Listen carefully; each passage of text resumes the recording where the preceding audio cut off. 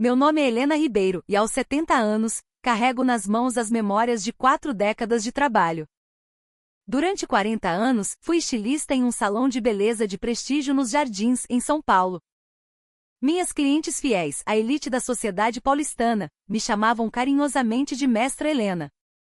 Tornei-me uma cabeleireira carismática, uma artista que moldou a imagem e a confiança de inúmeras mulheres. Há 5 anos, meu amado marido se foi, vencido por um câncer impiedoso, e desde então vivo sozinha neste apartamento em Higienópolis. Quando compramos, há muitos anos, valia cerca de R$800 mil. Hoje um corretor de imóveis me disse que seu valor de mercado ultrapassa os 10 milhões. Minha aposentadoria é de R$18 mil por mês, complementada por cerca de R$15 mil de renda passiva, proveniente do seguro de vida e do fundo de pensão que meu marido deixou. Economicamente eu não tinha com o que me preocupar, minha vida era confortável e serena. Meu único filho, Ricardo, tem 45 anos e trabalha como gerente em uma empresa de médio porte. Pelo que me contou, seu salário anual gira em torno de R$550 mil. Sua esposa, Patrícia, foi comissária de bordo, mas hoje é dona de casa, dedicando-se à criação da nossa neta, Sofia, de 13 anos. Até um ano atrás, a família de Ricardo vivia em uma casa agradável no Morumbi, mas se mudaram para o meu apartamento com a justificativa de que precisavam cuidar de mim, de me dar suporte na velhice. Era o que Ricardo dizia, mas a verdade, que eu viria a descobrir mais tarde, era que as parcelas do financiamento da casa estavam se tornando um fardo insuportável. A empresa onde ele trabalhava passava por dificuldades financeiras, e a promoção que ele tanto esperava foi cancelada. Patrícia, por sua vez, com um longo período fora do mercado de trabalho, não conseguia encontrar uma nova colocação. E havia ainda a mensalidade do colégio particular de elite de Sofia, que consumia R$120 mil por ano. A soma de tudo isso, suspeito, estava esmagando o orçamento familiar. Ainda assim, o fato de meu filho e sua família terem me procurado, confiando em mim para um porto seguro, aqueceu meu coração de mãe. No início, a alegria de ter a família por perto preenchia cada canto do apartamento. O silêncio da minha viuvez foi substituído pelo som de risadas e conversas. Quando eu ia preparar o jantar, Patrícia sempre intervinha com um sorriso doce. Deixe comigo, mamãe, eu cozinho para a senhora. Sofia, ao voltar da escola, enchia a casa de vida com seu oi, vovó. Cheguei, sempre com um abraço apertado. Era um sonho se tornando realidade. Contudo, após o primeiro mês, uma estranha sensação de desconforto começou a se instalar, sutil como uma corrente de ar frio em um dia quente. Certa manhã, enquanto eu preparava o café, o aroma do pão moído na hora se misturando ao cheiro de pão de queijo no forno, ouvi Patrícia murmurando para si mesma, os olhos fixos na tela do celular. Lar, doce lar. Apresentando nosso novo refúgio em Higienópolis. Ela estava, evidentemente, elaborando uma legenda para uma postagem nas redes sociais. Mamãe, posso tirar umas fotos? Para guardar de recordação, ela pediu, já se levantando. Sem esperar resposta, começou a fotografar a sala de estar.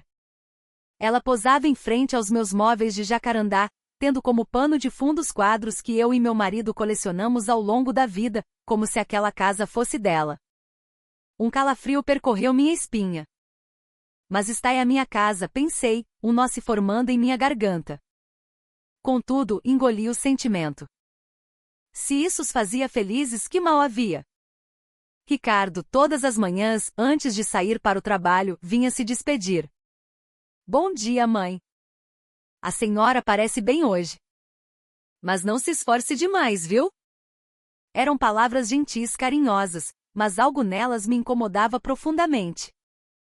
Eu me sentia perfeitamente saudável e lúcida, mas suas palavras me tratavam como uma velhinha frágil, à beira da incapacidade.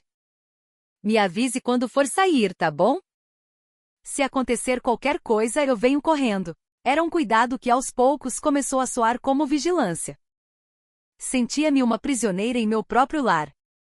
Minha neta, Sofia, estudava em um colégio onde a ostentação era a norma. Vovó, sabia que todas as minhas amigas são ricas, ela comentou um dia, enquanto folheava uma revista de moda. A casa da Micaela é uma cobertura no Itaim Bibi, e a da Juliana tem uma casa de veraneio em Angra dos Reis. Nossa, que maravilha, querida, respondi, tentando soar animada. Por isso eu tenho que me esforçar para não ficar para trás, ela continuou, com uma seriedade que não condizia com seus 13 anos. Quando eu crescer, quero ser ainda mais rica que elas. Aquelas palavras, saídas da boca de uma criança, me perturbaram. Antes, Sofia era uma menina simples que falava sobre os estudos, sobre as amigas, sobre seus sonhos de ser veterinária. Agora, o dinheiro parecia ser seu único assunto. Vovó, você também é rica, né? Ouvi dizer que este apartamento é super caro. Fiquei sem saber o que responder. Crianças não deveriam se preocupar com essas coisas. Patrícia, que ouvia a conversa da cozinha, interveio. Sofia, que modos são esses?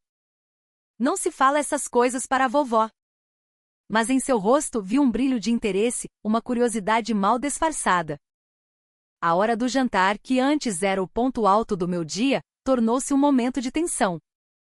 As conversas que antes eram leves e divertidas, agora giravam em torno de temas que me deixavam apreensiva. Mãe, o condomínio e o IPTU deste apartamento devem ser uma fortuna, não? Ricardo perguntava com um falso tom de preocupação. Graças a Deus, o trabalho de uma vida inteira me permite arcar com as despesas, meu filho. Ainda está tudo sob controle, eu respondia, tentando encerrar o assunto. Mas só com a aposentadoria não deve dar, né? Isso é problema meu, Ricardo. Não precisam se preocupar com isso. Mas pensando no futuro, Patrícia se intrometeu com sua voz aveludada. A senhora já tem 70 anos, mamãe. Talvez fosse a hora de começar a pensar seriamente nos preparativos para a terceira idade. Preparativos para a terceira idade? Como assim, preparativos? Um asilo, organização do patrimônio. Ela continuou como se falasse do tempo. Fiquei perplexa. Eu tinha acabado de completar 70 anos, meu corpo estava saudável, minha mente mais afiada do que nunca. Por que estavam falando como se eu estivesse com um pé na cova? Eu ainda estou ótima, afirmei com mais veemência do que pretendia. Claro que está, mamãe. Mas como diz o ditado, prevenir é melhor que remediar, Ricardo emendou. Além disso, temos que pensar no imposto sobre a herança. O ICM sobre o seu patrimônio vai ser altíssimo. Imposto sobre herança, repeti confusa. Com o valor deste apartamento, o imposto será uma fortuna, explicou Patrícia, agora com um ar de especialista em finanças. Existe uma coisa chamada doação em vida. Até um certo valor anual é isento de imposto e ajuda a diminuir o valor final da herança, reduzindo o imposto a pagar. Eu não entendia nada de impostos, mas me perguntava como eles sabiam tanto sobre o assunto. Mas por que essa pressa toda? Questionei. Mãe, se não prepararmos isso agora na hora da necessidade, quem vai ter problemas é a senhora, disse Ricardo, com uma lógica que parecia irrefutável. A conversa terminou, mas deixou um gosto amargo em minha boca e um peso em meu coração. Naquela noite, a sós em meu quarto, a paisagem noturna de São Paulo, um mar de luzes cintilantes, não conseguiu me acalmar. Este apartamento, escolhido por mim e por meu marido, era um santuário de nossas memórias. A ideia de me desfazer dele era impensável. As palavras deles ecoavam em minha mente. Talvez tivessem alguma razão. Mas eu não tinha a menor intenção de morrer tão cedo, nem de abrir mão do que construí. Por que eles estavam com tanta pressa? Quando a convivência completou 3 meses, a situação se deteriorou ainda mais. Um dia, ao voltar das compras, o porteiro do prédio, seu Antônio, me chamou com um ar preocupado. Dona Helena, um homem de uma imobiliária, esteve aqui procurando pela senhora. Imobiliária? Perguntei surpresa. Sim, sua nora, a dona Patrícia, o acompanhou até o seu apartamento. Pensei que a senhora estivesse negociando alguma coisa. Meu sangue gelou. Fui imediatamente questionar Ricardo. Ah, isso? Foi sobre a revisão do seguro de vida, mãe. A resposta foi vaga, evasiva. Mas uma seguradora e uma imobiliária são coisas completamente diferentes. Por que ele mentiria? A desconfiança se apossou de mim. No dia seguinte, discretamente pedi mais detalhes a seu Antônio. Ele deixou um cartão comigo, Dona Helena. O cartão dizia claramente, Fernandes Imóveis de Luxo. E segundo seu Antônio, o homem disse que estava ali para fazer uma avaliação. Avaliação de quê? O medo começou a me sufocar. Poucos dias depois, notei que uma correspondência do banco, endereçada a mim, havia sido aberta. Ué, esta carta está aberta. Era um extrato de investimentos, um documento confidencial. Ah, fui eu, mamãe. Como era um documento importante, achei melhor verificar para a senhora, disse Patrícia, sem o menor pingo de vergonha. Mas a carta era para mim, Patrícia. É que com a idade, a gente se preocupa com golpes, fraudes. É mais seguro se nós administrarmos essas coisas para a senhora. A forma como ela falou com uma falsa condescendência, me fez sentir como se eu tivesse perdido a capacidade de discernimento. Além do mais, a senhora tem feito a mesma pergunta várias vezes ultimamente, e seus esquecimentos estão mais frequentes. Fiquei chocada. Eu não tinha esquecimentos, pelo contrário, sempre me orgulhei da minha memória. Outro dia mesmo, a senhora perguntou 3 vezes em meia hora, que horas é o jantar? Ponto. Isso era uma mentira deslavada. Mas eu estava tão atordoada que não consegui reagir. A partir daí, até minhas conversas telefônicas com velhas amigas começaram a ser interrompidas. Certo dia, Celeste, uma colega dos tempos do salão, me ligou. Helena, minha amiga. Que saudades. Precisamos nos encontrar. Estávamos no meio de uma conversa animada quando Patrícia entrou na sala. Mamãe, telefonemas muito longos não fazem bem, sabia? E a senhora acaba incomodando suas amigas. Ela tentou pegar o telefone da minha mão. Apressei-me em desligar, humilhada. Celeste era uma amiga de 40 anos, jamais se sentiria incomodada. Mas a senhora falou por quase 1 hora. Pessoas idosas em ligações longas cansam os outros. Na verdade, não havíamos conversado nem por 15 minutos. Mas se eu contestasse, seria mais uma prova do meu esquecimento. Calei-me. Para piorar, ao verificar meu extrato bancário, notei saques de valores pequenos, mais frequentes que eu não havia feito. O que é isso? 5 mil, 3 mil, 8 mil reais. Uma série de retiradas que eu não reconhecia. Ah, isso é para as despesas de casa, mamãe, explicou Patrícia quando a confrontei. Estou administrando o dinheiro de todo mundo junto, incluindo a sua parte. Mas o valor é muito alto. Meus gastos eram bem menores. Mas antes era só a senhora, agora somos 4. A feira está cara, a luz, o gás. A lógica parecia fazer sentido, mas algo não se encaixava. Ao olhar as datas, percebi que todos os saques coincidiam com os dias em que eu saía para visitar amigas ou ir ao médico. Eles estavam me roubando enquanto eu estava fora. E como você sabe a minha senha? Perguntei, a voz trêmula. A senhora mesma me disse, não se lembra? 1, 2, 3, 4, era mais uma mentira. Minha senha era a data de aniversário do meu falecido marido. Eu jamais usaria uma sequência tão óbvia. Olha aí, esqueceu de novo. É por isso que eu me preocupo tanto. Fiquei confusa. Será que eu realmente havia dito? Minha confiança na própria memória começou a vacilar.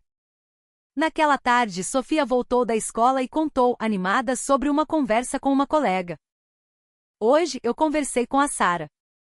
A avó dela tem 70 anos e ainda trabalha como cabeleireira. Ah, que maravilha! Respondi, genuinamente feliz em saber que alguém da minha geração continuava na ativa. Não é o máximo? Achei ela uma pessoa incrível, continuou Sofia. E então ela disse algo que fez o chão sumir sob meus pés. Mas eu disse para Sara que a minha avó logo vai para o céu, e aí a gente vai receber uma herança. O bule de chá que eu segurava quase caiu da minha mão. Sofia. O que você quer dizer com isso? Gaguejei. Ué, foi o que o papai e a mamãe disseram. Que quando a vovó se for, a gente vai receber muito dinheiro. Meu coração disparou. Quando você ouviu isso? Outro dia à noite. Eu acordei para ir ao banheiro e ouvi eles conversando na sala. A memória de Sofia era cristalina. Eles falaram no apartamento de 10 milhões de reais. E também em fundos de investimento. Disseram que o imposto de herança é muito caro, por isso a doação em vida. Fiquei paralisada de horror. Meu filho e minha nora estavam, às escondidas, planejando a divisão dos meus bens. Eles disseram se a vovó sumisse logo, seria bem mais fácil, Sofia acrescentou, com a inocência cruel das crianças. Quem disse isso, meu amor? Perguntei, a voz embargada. A mamãe. Ela disse que enquanto a vovó continuar com essa saúde de ferro, o plano deles não anda.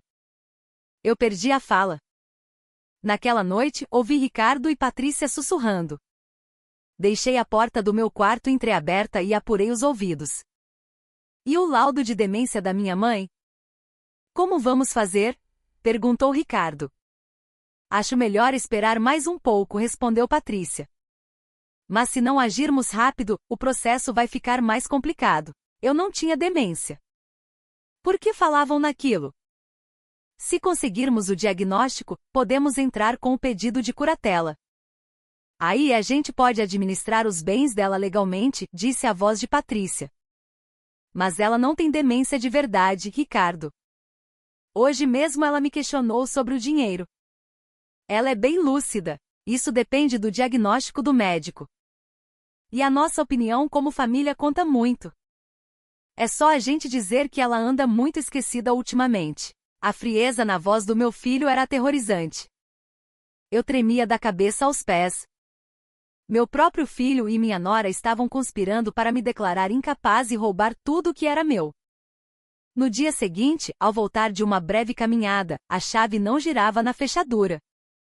Ué, que estranho. Tentei várias vezes, sem sucesso. Verifiquei a bolsa, pensando ter pego a chave errada, mas era a chave de casa. Toquei o interfone e Patrícia atendeu. Ah, mamãe, bem-vinda de volta. Mandei trocar a fechadura. Por que você fez isso sem me consultar? Explode. Para melhorar a segurança, claro. Se a senhora perdesse a chave, seria um problema. Eu nunca perdi minha chave. Outro dia mesmo a senhora estava procurando, não se lembra? Reclamando que a chave tinha sumido. Era outra mentira. Além disso, com seus esquecimentos, é uma medida de precaução. A partir daquele momento, eu não tinha mais livre acesso à minha própria casa. Era uma prisioneira. Dias depois, recebi um telefonema de um hospital desconhecido. Senhora Helena Ribeiro? Estou ligando para confirmar sua consulta na próxima terça-feira. Consulta? Eu não marquei nenhuma consulta. Foi seu filho, o senhor Ricardo, que marcou. Um exame para avaliação de demência. Corri para confrontá-lo. Mãe, é que a senhora anda tão esquecida. Achei melhor fazer um check-up por precaução. Eu não tenho demência, Ricardo. É só por precaução, mãe. Eu me preocupo com a senhora. Se o exame não der nada, ficamos todos mais tranquilos. Mas não havia preocupação em seus olhos, apenas uma fria determinação. Naquela mesma noite, por acaso, vi o perfil de Patrícia em uma rede social aberto no tablet da sala. Meu coração se partiu em 1000 pedaços. Uma foto minha tirada de longe com a legenda: cuidar de um idoso é um desafio diário. Mas a vista de Higienópolis compensa. Vida real, amor de filha, paciência. E outra ainda pior, apartamento avaliado em 10 milhões. Planejando a sucessão para evitar o imposto de herança. Gestão de patrimônio inteligente é fundamental. Planejamento financeiro, doação em vida, herança. Nos comentários, suas amigas respondiam: força, amiga. Mas que apartamento maravilhoso. Cuidar cansa, mas a recompensa vem. Ela estava me pintando como um fardo, um obstáculo entre eles e o meu dinheiro. Para eles eu era apenas um cofre ambulante. E eles estavam ansiosamente esperando que eu morresse. As lágrimas corriam pelo meu rosto enquanto eu olhava a tela. A verdadeira intenção deles estava clara.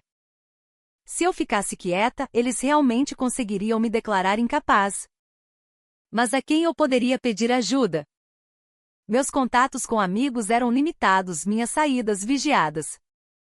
Na tarde seguinte, tomei uma decisão. Disse a Patrícia que iria à farmácia na esquina. Ela tinha um compromisso no salão e não fez muitas perguntas. Volte em meia hora, mamãe. Não gosto que a senhora fique muito tempo fora sozinha, mas eu não tinha a menor intenção de voltar em 30 minutos. Caminhei pelas ruas de São Paulo, o coração pesado, até chegar aos jardins. As memórias de 40 anos de trabalho inundaram minha mente. A Helena daquela época, respeitada, confiante, uma profissional reconhecida. Aquela Helena não teria aceitado essa situação calada. De repente vi uma placa familiar. Lucas Hair Studio. Lucas. Meu antigo aprendiz. Ele havia trabalhado comigo por 5 anos antes de abrir seu próprio negócio. Ouvi dizer que estava fazendo muito sucesso. Tomei coragem e abri a porta. O salão era moderno e elegante. E lá estava ele, com 45 anos, mais maduro e confiante, cortando o cabelo de uma cliente com a mesma precisão e delicadeza que eu lhe ensinara. Mestra, ele exclamou, ao me ver. Assim que terminou, veio correndo ao meu encontro. Mestra Helena, que surpresa! Há quanto tempo? Lucas percebeu minha angústia imediatamente. Um bom cabeleireiro aprende a ler as pessoas.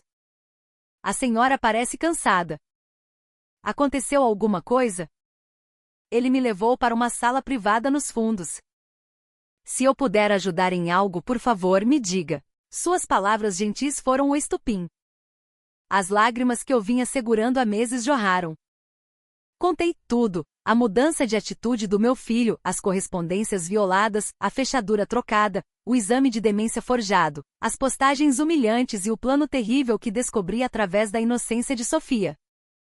Lucas ouviu tudo em silêncio, assentindo de vez em quando, seus olhos cheios de compaixão e indignação. Mestra, isso é terrível, ele disse, por fim. Mas a senhora não tem nenhum sinal de demência. Pelo contrário, parece mais lúcida do que nunca. Mas é o que a minha família diz. Mestra, isso está muito errado. O que eles estão fazendo se chama abuso financeiro contra idoso. É crime.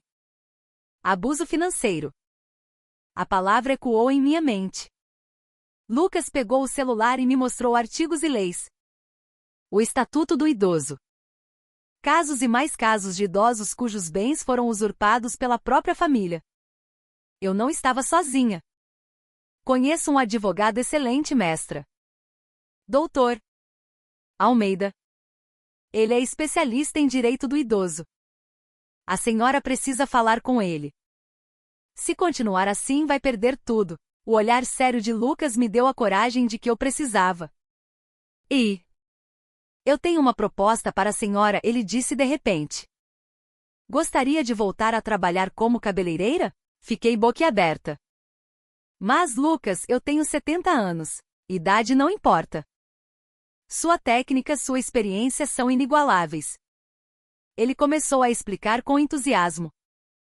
Estou planejando abrir um salão de beleza voltado para o público sênior. Na era da longevidade, mulheres de 50, 60, 70 anos querem se sentir bonitas e confiantes.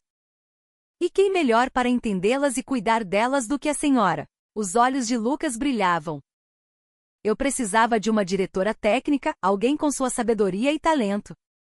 Não existe ninguém mais qualificada. A proposta acendeu uma chama de esperança em meu peito. As condições serão ótimas. Um salário de R$40 mil por mês, 3 dias por semana com flexibilidade total. R$40 mil. Era mais do que minha aposentadoria e rendimentos juntos. Mais do que isso, era a chance de ser útil novamente, de ter um propósito. Mestra, eu devo tudo à senhora. O que me ensinou vai além da técnica. Foi sobre dignidade, respeito ao cliente e orgulho da profissão. Por favor, me deixe retribuir. Vamos construir esse novo salão juntos. Naquele dia, pela primeira vez em meses, senti esperança. No caminho de volta, passei no escritório do Dr. Almeida. Um homem calmo de uns 55 anos que me ouviu com atenção e paciência. Dona Helena, a situação é gravíssima. O comportamento de seu filho e sua nora é inaceitável e ilegal. Suas palavras foram um bálsamo. Primeiro, vamos proteger seu patrimônio. Mude as senhas do banco imediatamente. E vamos guardar seus documentos importantes em um lugar seguro. Ele me deu instruções claras e objetivas. Eles estão cometendo abuso financeiro, previsto no Estatuto do Idoso. A senhora tem plenas faculdades mentais. Não se deixe intimidar. Saí de lá me sentindo mais forte. Eu ainda tinha força para lutar. Quando cheguei em casa, 4 horas depois do que deveria, Ricardo e Patrícia me esperavam com expressões sombrias. Mãe, onde a senhora estava? Ficamos preocupados. Fui dar um passeio. Caminhei até os jardins. Sozinha? Por tanto tempo? É perigoso, disse Ricardo. Eu não sou uma criança, retruquei, com uma firmeza que o surpreendeu. Mãe, a senhora anda tão agressiva ultimamente, comentou Patrícia. Não estou agressiva. Estou apenas defendendo meu espaço e minha dignidade. Coisa que vocês não têm feito. Eles me olharam, chocados. Naquela noite planejei meus próximos passos. Eu ia recuperar minha vida. Aos 70 anos, minha nova jornada estava apenas começando. Na manhã seguinte, agi antes que a família acordasse. Reuni todos os documentos importantes, escrituras, extratos bancários, apólices de seguro, e os coloquei em uma pasta. Às 9 em ponto, eu estava na agência bancária. Mudei todas as senhas e deixei uma instrução clara. Qualquer retirada de valor elevado exigiria minha presença física e identificação. Em seguida fui ao escritório do Dr. Almeida e deixei a pasta de documentos sob sua guarda. Excelente decisão, Dona Helena. Agora seu patrimônio está seguro. E agora, doutor? Agora vamos confrontá-los. Hoje mesmo, se a senhora se sentir pronta. Estou pronta, afirmei. À tarde, me reuni com Lucas para discutir os detalhes do novo salão. Mestra, já encontrei o ponto. Começamos a reforma no mês que vem. Ele me mostrou a planta. Um espaço lindo, acessível e elegante. E vamos chamar o salão com o seu nome, mestra. Meu coração se encheu de alegria. Ao voltar para casa, encontrei Ricardo e Patrícia me esperando, as feições carregadas. Mãe, onde a senhora esteve o dia todo? O que está acontecendo? Questionou Ricardo. Fui resolver assuntos pessoais. Naquele momento, a campainha tocou. Ricardo atendeu. Era o corretor da Fernandes Imóveis. Boa tarde, vim trazer os papéis do contrato para assinatura. Contrato? Perguntei, fingindo surpresa. Sim, da venda do apartamento, conforme solicitado pelo seu filho. Espere um minuto, interrompi firme. Eu não estou vendendo meu apartamento. O corretor ficou confuso. Mas meu filho não tem autoridade para vender o que não é dele. A campainha tocou novamente. Desta vez era o Dr. Almeida. Dona Helena, vim como combinado. Ele se apresentou. Sou o Dr. Almeida, advogado e representante legal da senhora Helena Ribeiro. Os rostos de Ricardo e Patrícia ficaram pálidos. Doutor. Almeida se dirigiu ao corretor. Senhor, este contrato de venda é nulo. Foi negociado sem o consentimento da proprietária, o que constitui fraude. O corretor, apavorado, recolheu seus papéis e foi embora. Mãe, que história é essa? Gaguejou Ricardo. Eu sei de tudo, Ricardo. Sei que estavam tentando me declarar senil para roubar meus bens. Sei que estavam vendendo meu apartamento pelas minhas costas. Mamãe é um mal-entendido. Estávamos pensando no seu bem, tentou argumentar Patrícia. Pensando no meu bem? Violando minha correspondência? Trocando a fechadura da minha casa? Roubando meu dinheiro? Naquele momento, Sofia chegou da escola. Oi, gente. Por que está todo mundo com essa cara?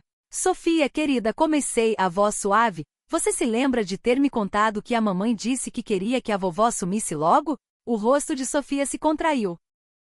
Desculpa, vovó. Você não tem culpa de nada, meu amor. Mas a vovó não vai sumir. A vovó vai viver muito e muito bem.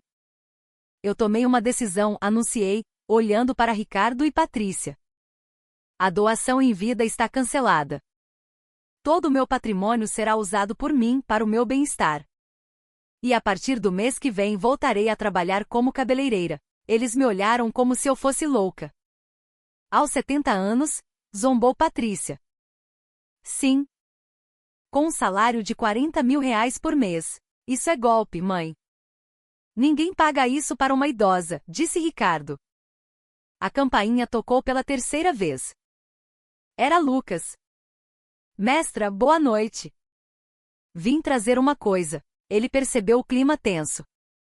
Olá a todos, sou Lucas. É você que está enganando a minha mãe? Ricardo o confrontou. Enganando? Lucas riu. A técnica da sua mãe é lendária. É uma honra trabalhar com ela. Ele entregou um cartão de visitas a Ricardo. Gerencio 4 salões em São Paulo. E a mestra Helena será a diretora técnica da nossa nova unidade. Ricardo olhou o cartão, chocado. E o salário de 40.000 é apenas o inicial. Dependendo do sucesso que eu sei que virá, pretendo aumentar. Lucas então me mostrou uma foto no celular. Era a fachada do novo salão. Em letras douradas e elegantes lia-se, Salão Helena. Após a saída de Lucas, um silêncio pesado tomou conta da sala. Vocês têm um mês para encontrar outro lugar para morar, anunciei, com a voz firme. Esta casa é minha. A confiança entre nós foi quebrada. Sofia correu para me abraçar, chorando. Vovó, não me deixa. Eu nunca vou te deixar, meu amor. Você pode me visitar no salão sempre que quiser. Um mês depois, eles se foram. Ricardo, com os olhos marejados, pediu perdão. Nós erramos, mãe. Deveríamos ter cuidado da senhora, não do seu dinheiro. Patrícia também se desculpou. A vida os forçou à humildade. Ricardo conseguiu um emprego em uma fábrica e Patrícia começou a trabalhar como caixa de supermercado. O dinheiro era pouco, mas pela primeira vez eles estavam trabalhando juntos como uma família de verdade. No dia seguinte à partida deles, o Salão Helena foi inaugurado. Foi um sucesso imediato. Mulheres de todas as idades, especialmente as mais maduras, vinham em busca não apenas de um corte de cabelo, mas de um ouvido amigo, de alguém que as entendesse. Meu trabalho virou notícia. Aos 70, cabeleireira lendária volta ativa e inspira mulheres. Recebi cartas de todo o Brasil. 6 meses depois, Ricardo me procurou. Com vergonha, pediu um empréstimo de R$ 20.000. Quero voltar a estudar, mãe. Fazer um curso técnico de contabilidade para conseguir um emprego melhor e dar uma vida digna para minha família. Vi em seus olhos um arrependimento sincero e uma nova determinação. Emprestei o dinheiro com a condição de que ele me pagasse de volta R$ 500 por mês e que nunca mais tocasse no assunto da minha herança. Um ano depois, o Salão Helena abriu sua segunda filial. Tornei-me presidente de honra trabalhando apenas 3 dias por semana, com um salário de R$ 60.000. Minha renda total passava dos 90.000 por mês. Ricardo conseguiu seu diploma e um bom emprego como contador.